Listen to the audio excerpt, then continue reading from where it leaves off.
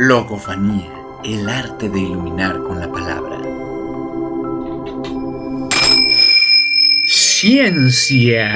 Ciencia oculta, ciencia revelada.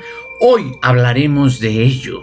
Por tercera ocasión, después de dos intentos, esta es la tercera es la vencida, vamos a iluminarnos.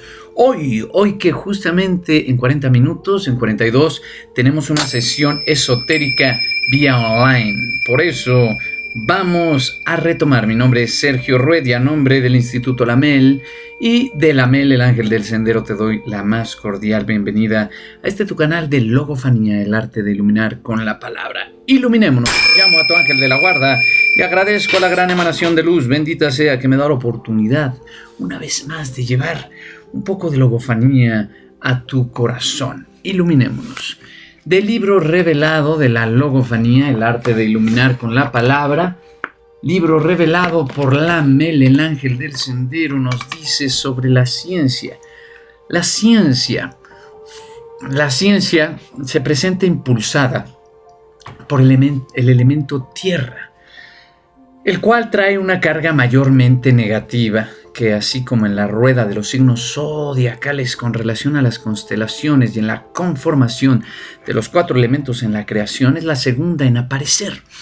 Por lo tanto, así como la tierra, la ciencia se asocia con todos aquellos conocimientos y saberes que pueden ser constatados y verificados de forma objetiva y por ende de forma material. Y aquí vale aclarar que ser materialista no es dejar de ser espiritual. Muchas veces se confunden, no, como muchos podrían llegar a pensar, no, porque la etimología de la palabra materia, y presta atención, viene de mater, que significa madre, aunque algunos debatan este origen verbal. La palabra madera también está inmiscuida, y esto es por razón de que la madera de los árboles surge de la tierra y como tronco permanece dentro del planeta, aunque se asome por su superficie. Por lo tanto, lo material es todo aquello que existe dentro de la realidad proporcionada por la madre tierra materialísticamente. La frase del Génesis judeo-cristiano 3:19 que nos dice: polvo eres y en polvo te convertirás, con toda la carga espiritual que esto conlleva, su sentido científico su sentido es científico, literalmente, y se hallaba profetizando a la ley de la conservación de la energía, que establece que la energía no se crea ni se destruye, solo se transforma. Para que la ciencia entonces sea ciencia, se requiere de un punto de salida. Un punto de salida en búsqueda de respuestas que puedan ser satisfechas a través de los 5 sentidos físicos: vista, oída, olfato, tacto o gusto. Así como la religión no es una respuesta, sino tan solo un instrumento para lidiar con preguntas que en algunas ocasiones podrán ser resueltas por esta vía y en otras simplemente no. La ciencia se halla en similar condición, se nos presenta en la estrella blanca de lo justo como la pata izquierda de esta, lo que significa que se encuentra en el cuadrante analítico, hemisferio izquierdo, y un saludo y bendición para Itzel Beco, qué gusto saludarte, shalom, shalom para ti.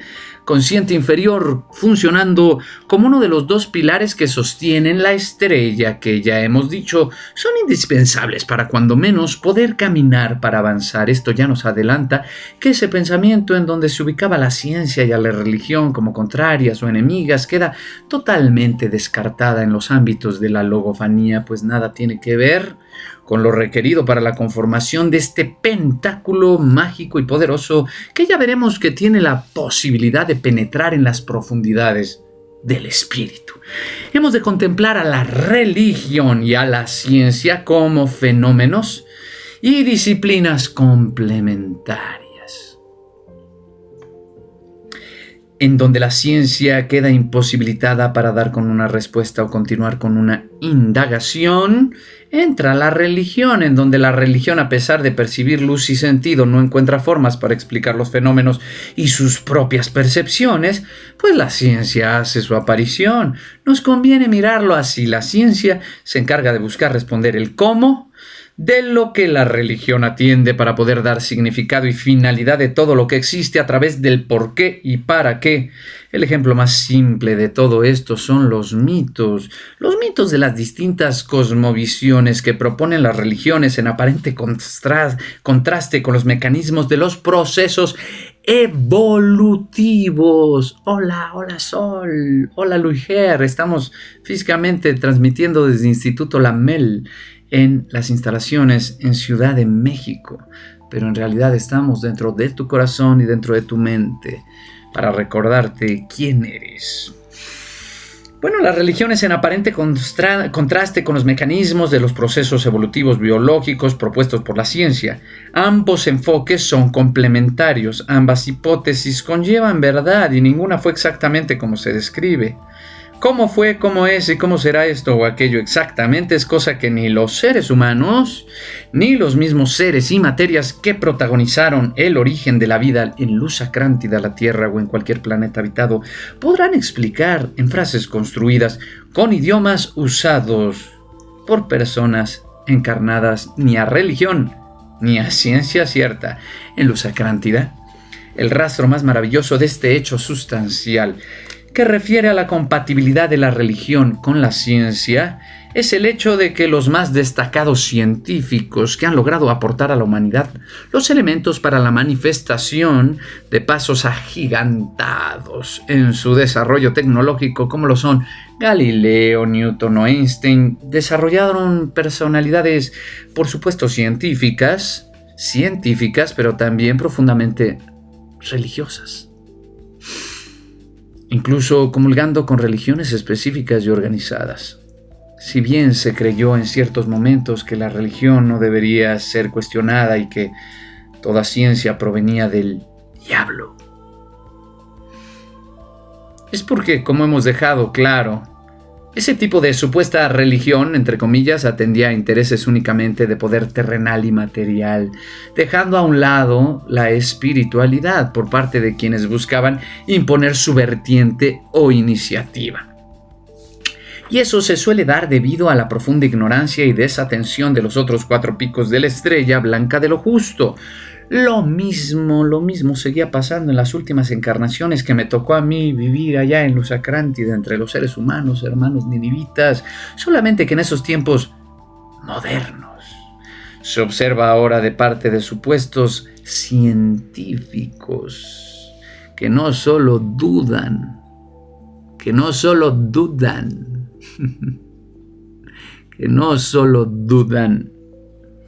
de todo proceder religioso. Recordemos que la duda también es una de las mayores herramientas y motores de la ciencia. Saludos a mi hermosísimo Jim Hawking Cosplay, que acaba de triunfar en un concierto increíble que ya estoy viendo a pedazos en video, pero que pronto espero poder presenciar. Una bendición enorme para ti, querido Jimmy. Entonces decimos que la duda también es una de las mayores herramientas y motores de la ciencia. Por eso dudad.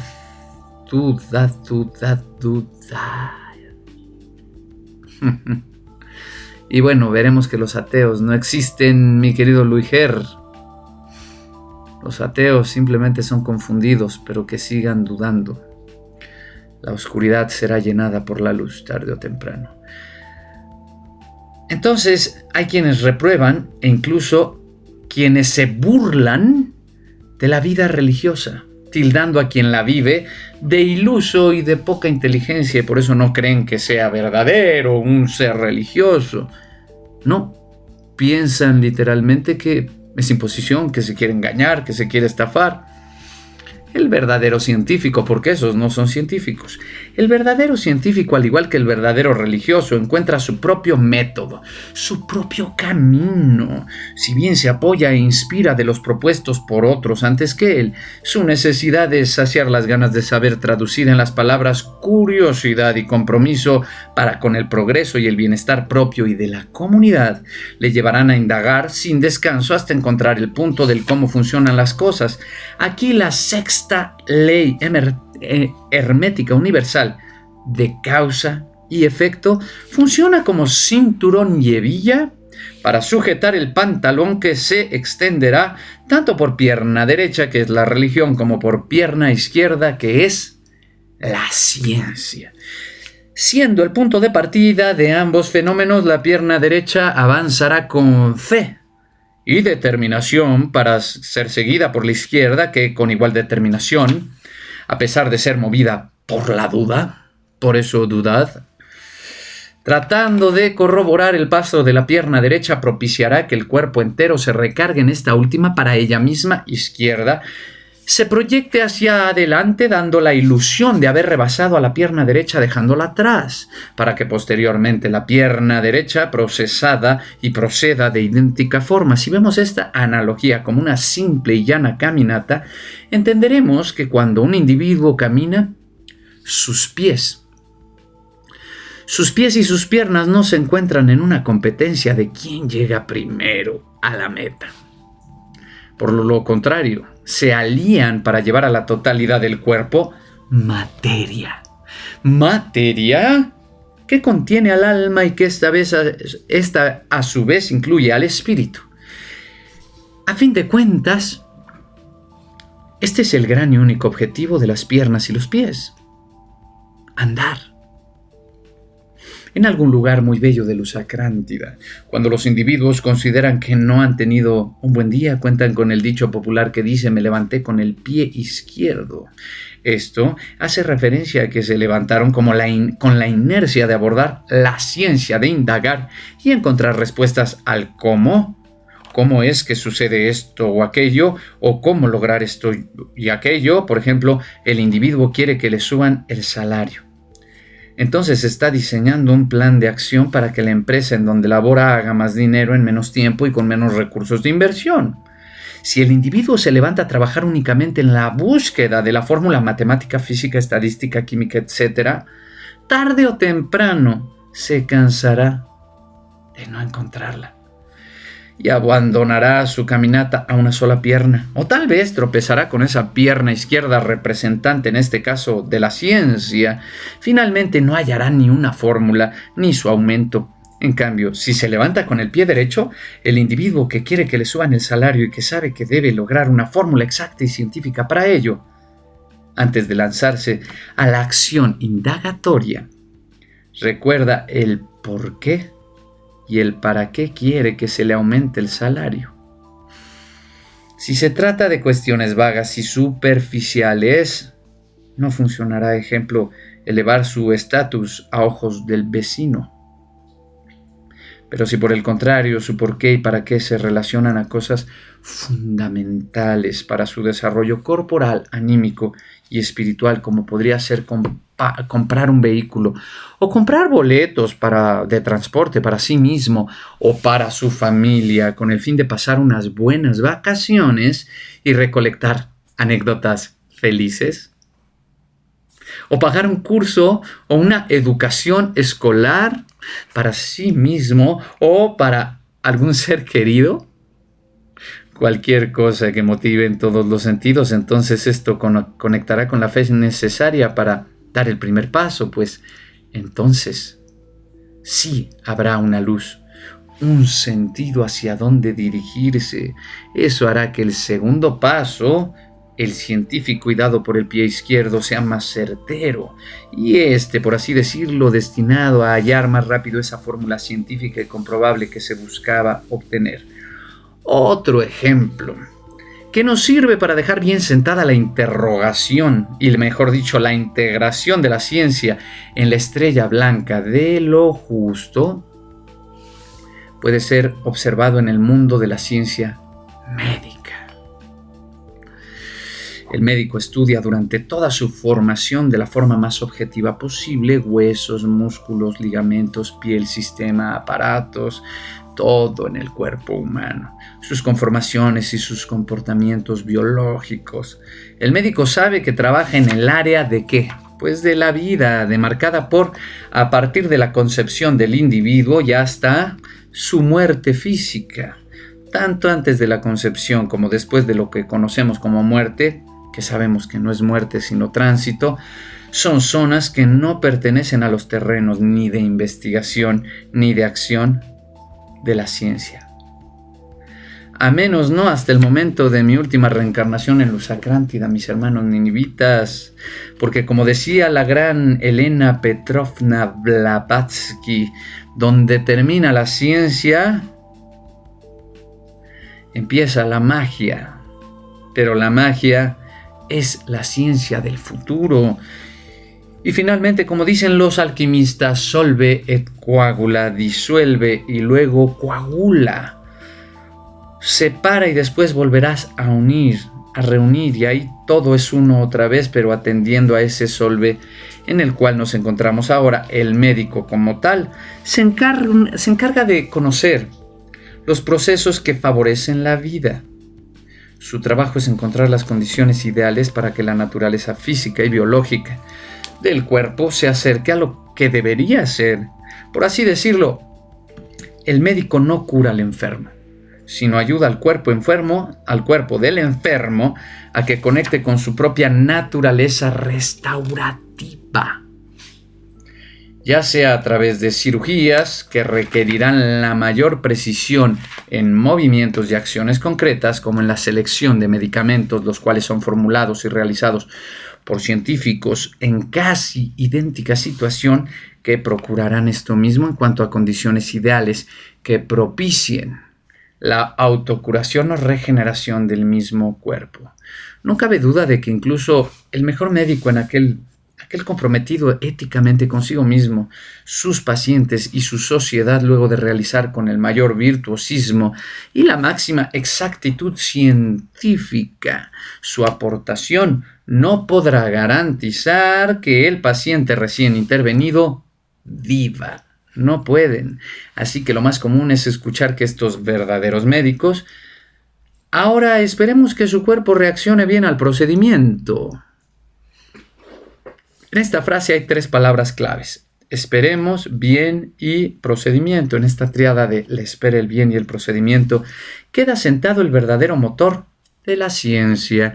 En la espera se incluye el contacto con la fe de la que hemos estado hablando, principal energía derivada de la voluntad. En el bien se refleja el compromiso ético del científico y se revela la correspondencia de su luz interna con la gran emanación de luz, bendita seas. Y finalmente, en el procedimiento encontramos la estructuración y, valga la redundancia, el proceder paso por paso, que permite penetrar en los misterios de la creación. Por esta razón resulta absurda cualquier tipo de crítica hacia el hecho de que mientras el médico opera en el quirófano, la familia del paciente reza en la capilla. Alguna vez yo tuve un buen amigo médico de nombre Theophrastus Philippus Aureolus Bombastus von Hohenheim. Siempre me costó trabajo su nombre oficial, también conocido como Paracelso. Bueno, pues él no solo solía orar y rezar en voz alta, sino que incluso lo hacía mentalmente en el momento de suministrar sus remedios y vacunas a sus pacientes, siempre con la fuerte convicción de que aquella combinación sería más efectiva.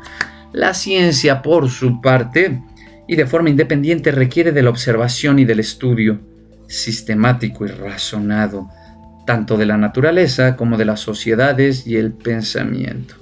Si tuviese un único objetivo, tendríamos que decir que la ciencia busca encontrar las leyes que determinan los fenómenos de la realidad. Si a esto le sumamos que la finalidad detrás de esto es mejorar tanto la vida humana como las vidas de todos y cada uno de los seres y materias, incluida la vida del mismo planeta en donde la ciencia se dé, podemos percibir la necesidad de incluir la ciencia en la vida del logofante y en los procesos que permiten alcanzar la logofanía. La palabra ciencia desciende directamente del latín scientia, que significa literalmente conocimiento o saber.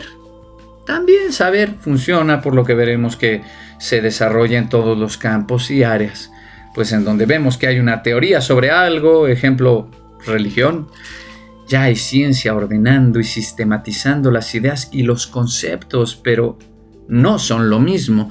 La religión requiere a la ciencia para organizarse y tratarse de explicar a sí misma en boca o bajo la pluma de algún individuo. La ciencia requiere a la religión para mantenerse viva y con voluntad de seguir desarrollándose. Aquí entonces la nueva palabra clave que surge es tecnología, la cual, aunque desciende del griego tecne o tecne, que hace alusión al arte, cabeza y pico superior de la estrella, en este contexto se refiere más a la aplicación de la ciencia en la resolución de problemas específicos.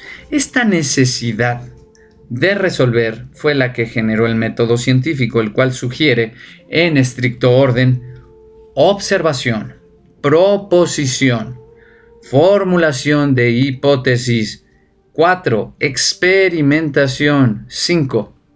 Demostración, 6. Conclusiones.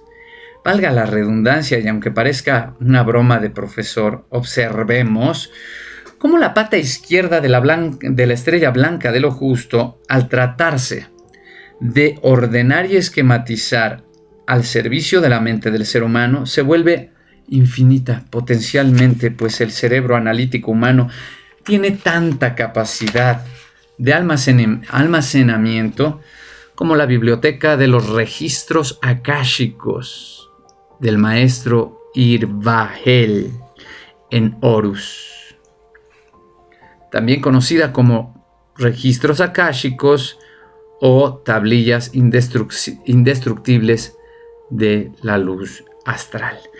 Sin embargo, por más amplia que sea la capacidad del cerebro analítico humano, esta es finita en cuanto a reencarnación en curso. Por tal razón, el peligro de querer abarcarlo todo, porque vaya que hay un peligro, y le mando un abrazo a Yaya que nos dice, ha empezado a seguirte, yo te he seguido todas tus vidas y aquí estamos reencontrándonos. Bueno, pues el peligro de querer abarcarlo todo a través del método científico se vuelve muy latente, pues apenas se logrará aplicar a profundidad en un par de fenómenos y en el caso de la logofanía, en un par de discursos, personajes o canciones. Cuando se trata de llevar a cabo el método científico en su totalidad, ¿qué es lo que pasa? Con cada problema a resolver que se le aparece al individuo, éste se halla en la imposibilidad de hacerlo y en la certeza de perderse en un laberinto, al cual podría visualizar con plenitud únicamente desde la toma panorámica, es decir, cuando su alma y su espíritu se retienen y se retiren del cuerpo, en ese momento sí. Por lo tanto, es importantísimo tener en cuenta el método científico en todo momento, pero siendo selectivos en cuanto en qué sí y qué no conviene lanzarse apoyados únicamente en esta pata izquierda, puesto que el peligro estriba en que, al encontrarse con materiales perceptibles por los 5 sentidos físicos, es el pico de la estrella donde se halla más material entendible que da al individuo sensación de control. Suele ser común propiciar un desbalance con los otros 4 picos de la estrella recargándose más en el de la ciencia. Y no hemos de olvidar jamás que justo es el equilibrio de los 5 picos, no nada más de uno, el que otorga el acceso a la captación consciente de logos superior. No obstante, es importante que el aspirante al logofante con paciencia y sin prisa atienda el mayor número de ramas de la ciencia que le sean posibles. Para aquellos que se pregunten si para la ciencia oculta se necesita estudiar o no. Ciencia oculta o ciencia develada, ambas son ciencia. Y ciencia es estudiar, conocer. En el caso de los logofantes dedicados a los misterios de la actuación trascendental, que ahorita en menos de 20 minutos 18 los voy a ver, por si alguien quiere unirse a la ascensión esotérica puerta cerrada, mándenos un mensaje y en una de esas lo invitamos. Saludos a Stella Hall 61. Bueno, incluso superando la etapa del aspirante y conquistando la logofanía en su hacer a través de su inmersión en las diversas situaciones ficcionales y los personajes y sus máscaras, con sus equivalentes correspondientes en la vida real, tendrán forzosamente que seguir conviviendo y penetrando de vez en vez en las distintas ramas de la ciencia, valiéndose del método científico y de sus pasos. Pero lo mismo sucederá con aquel alquimista verbal que a través de la logofanía comparta sus discursos de forma hablada o cantada, porque cantar también es decir. En cada tema o canción requerirá estudio científico sobre aquello que decida abordar. Divididas en ciencias formales, ciencias fáticas, ciencias naturales y ciencias aplicadas, el enramado científico genera una vastísima cobertura que para que la estrella blanca de lo justo pueda brillar en su esplendor necesita que se tome en cuenta de forma tanto general como particular. Linda noche para todos los que están ya llegando. Y que se indague con profundidad a través mínimamente de una de estas ramas que finalmente están reflejadas en innumerable número del resto de disciplinas humanas. O sea que si quieres iluminarte y eres un ser humano, tienes que entrarle a la ciencia. Recuerda que ser religioso no se pelea con ser científico, al contrario, se complementa. Y aquel que busca la ciencia oculta tiene que estudiar todas las ramas de las ciencias. Ciencias formales, como lo son lógica, matemática, estadística, informática, ciencias de la computación, ciencia computacional teórica. Esas son las ciencias formales. Tenemos ciencias fáticas, a su vez divididas en ciencias naturales y ciencias sociales y humanas. Ciencias naturales, ¿cuáles son? Química, física, biología, astronomía, geología. Ciencias sociales y naturales, ¿cuáles son? Sociología, economía, historia, geografía, lingüística, antropología, psicología. Ciencias aplicadas. Y dice Jocelyn, hay que tener mente abierta a aprender todos los temas. Definitivo. A mí me decía mi gran maestra Esther Seligson, iniciadora de los misterios para mí en esta encarnación, que me decía, tu error es que solo quieres leer lo que a ti te interesa. Y ese es tu error. Deberías leer de todo, saber de todo un poco, porque ¿cómo sabes que no te interesa aquello de lo que no sabes? Esther Seligson, gran maestra. En paz descanses. Tenemos las ciencias aplicadas, ingeniería, arquitectura, medicina, nutrición y dietética, farmacia, arqueología, psicología social, bioanálisis. ¿Tú en qué rama del saber estás? Elige y ahonda. Si ponemos atención a cada una de estas ramas de la ciencia, entenderemos que la frase lusacrántica que dice que la ciencia escucha y memoriza, la ciencia saca a la luz y explica lo que ya existe. Esther Seligson, lo del letreo es con S, S-E-L-I-G-S-O-N, Seligson. Googleenla para que vean quién fue y quién es y quién será por siempre.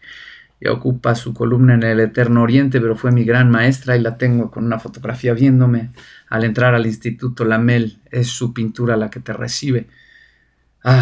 Una gran cabalista de la Universidad de Israel y por supuesto una maestra trascendental de teatro y mito de la Universidad Nacional Autónoma de México, de la UNAM.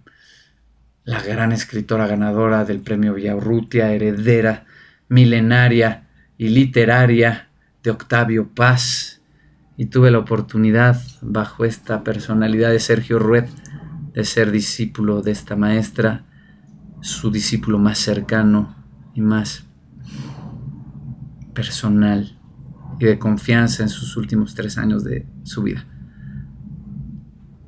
Y si ves quién era ella, entenderás por qué no me caliento ni me enojo con los que vienen aquí a decirme que si soy charlatán o no. Yo sé quién soy. La ciencia saca a la luz y explica lo que ya existe. Es perfecta. Y al explicar y sacar a la luz algo que de por sí contiene luz, las posibilidades de generar algo aparentemente nuevo, desde algo simple hasta algo muy elaborado, aumentan.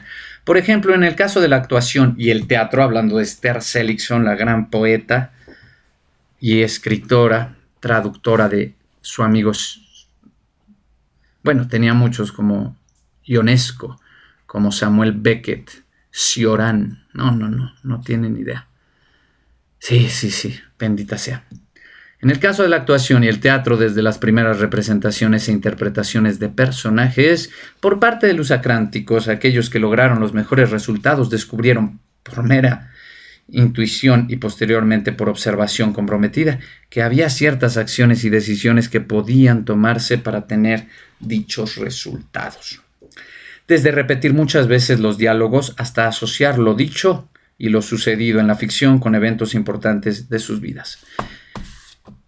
Hasta aquí llegó el tema de la ciencia, la cual lo he tenido que repetir 3 veces porque la ciencia y la tecnología nos ha fallado para los dispositivos en Instituto Lamel con respecto a poderlos subir a YouTube. Esta vez ya quedó y vamos a avanzar 10 minutos. 8 en punto, tiempo Ciudad de México, o sea, en 11 minutos, número del maestro. Voy a cerrar aquí las redes para abrir el portal con los logófanos esotéricos que están a puertas cerradas. Si alguien aquí quiere asomarse, mándenos un mensaje y en una de esas, en un ratito, es de 8 a 10 de la noche, dura 2 horas la misa logofánica. Si les interesa entrar, sin costo alguno y sin compromiso, pero me tienen que mandar un mensaje en privado. Y los invito. Empezamos en 10 minutos. Dura 2 horas. Más allá de la memoria emotiva. A ver si lo acabamos de leer. Yo creo que sí. Intentémoslo en 10 minutos. Mientras explicaba esto, Lamel recordaba aquella vida como actor en la Grecia del año 200, antes de la llamada era moderna o cristiana, en la cual le había tocado representar, junto con toda su compañía teatral, la obra Electra de Sófocles. En esta tragedia se revive el momento en que Electra, quien se lamenta por el asesinato de su padre Agamenón y espera la venganza a manos de su hermano Orestes, pero a Electra se le engaña acerca de este último entregándole una urna con las supuestas cenizas cremadas del susodicho difunto. Esto la sumerge en un dolor extremo que la lleva al llanto desconsolado. Ha perdido toda esperanza. Sin embargo, luego se entera de que todo es un plan de Orestes para consumar la esperada venganza sobre su padrastro, Egisto, usurpador del trono de Argos por el asesinato de su padre Agamenón. Este hecho la reconforta y le da un gran alivio, pero ahora debe fingir que desconoce el plan y que sigue sumida en las profundidades de ese dolor extremo y delirante para que esta estrategia funcione. O sea que Electra debe actuar con verdad para que Egisto le crea. Y esto requiere un doble virtuosismo, el del personaje y el de la persona detrás del personaje. Para todos aquellos que me preguntan si traigo puesta una máscara, siempre lo respondo, sí, esto es una máscara. Y hay 2 máscaras, la que oculta y la que desdobla. La que traigo desdobla. Pero si me quito por completo la máscara y te dejo ver cómo soy, lo más probable es que te espantes de entrada porque lo diferente da miedo. Lo antiguo también. En aquella ocasión a Lamel le había tocado encarnar al tirano Egisto. Y a uno de sus compañeros actores de nombre Pollux le sería asignado el personaje de Electra. Recordemos que en el teatro griego público de aquellos tiempos solo participaban hombres, incluso para los roles femeninos. Pollux ya había representado aquel papel en diversas ocasiones, sin embargo su actuación no era considerada magnánima como lo fue una noche en especial. ¿Qué pasó en esa noche en especial? Resulta que días previos a esta función, Pollux había sufrido una gran tragedia. Su hijo pequeño había muerto y se le había entregado en cenizas. En el montaje escénico, y lo recuerdo como si fuera ayer, cuando Egisto y Electra tenían la escena del fingimiento, esta última Electra, el personaje de Electra, se echaba a la cara las supuestas cenizas de Orestes mientras lloraba torrencialmente y hacía vibrar y resonar los poderosos textos de Sófocles. Así que en esa noche especial, Pollux intercambió las cenizas ficticias, que no eran más que polvo recolectado de una cantera, por las cenizas aún calientes de su vástago recién fallecido. Ni el resto de actores, y mucho menos el público, tenían conocimiento de la reciente tragedia ocurrida a Pollux, pero desde que se inició la representación, notaron que Pollux no era el mismo y que Electra de verdad aparecía en escena. Llegado el momento en que se entera que su hermano ha muerto y le entregan las supuestas cenizas, el llanto fue tal que incluso el público se contagió de él y no pudo evitar derramarse en lágrimas, todos llorando. Al llegar el momento del fingimiento de dolor en donde Electra se echa a la cara las cenizas, el llanto, dolor y congoja tanto del público como ahora también del resto de personajes y de actores y del propio Pollux Electra incrementó tanto que todos eran uno. Y finalmente el grito desgarrador de venganza por parte de Electra en el momento en que Orestes dio muerte ahora y por primera vez aún Lamel Egisto, rebasado por las emociones y en lágrimas silenciosas que se escurrían de sus ojos, generó una explosión catártica en donde todos los presentes participaron y pudieron experimentar en su totalidad la frustración, el dolor, la liberación, la congoja, la dulce venganza, el terrible arrepentimiento, lo paradójico de acceder a través de las ideas a un mundo de luz en donde todo es o podría ser perfecto, y vivir en un mundo imperfecto en donde la luz y la oscuridad conviven en todo momento.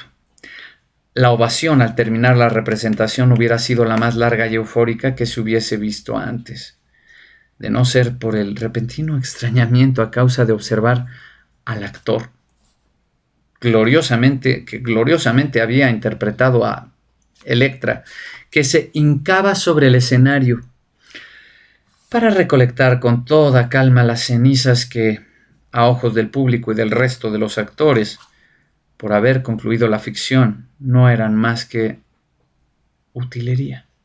Lamel recordaba el momento, terminada la inigualable función y mientras se despojaban de sus vestuarios y máscaras, en que Pollux le compartió su tragedia personal y lo que había hecho con las cenizas de su hijo.